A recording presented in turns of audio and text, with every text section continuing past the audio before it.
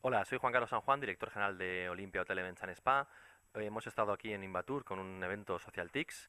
en el cual hemos hablado un poquito de la repercusión que está teniendo para Olimpia todo el tema de trabajo en redes sociales, video marketing y nuestro propio blog. Estos eventos los vemos muy interesantes por parte de Olimpia porque conseguimos hacer mucho networking, la gente nos conoce, intercambiamos muchísimas experiencias, vemos nuevas formas de trabajar y nuevos profesionales que están actuando muy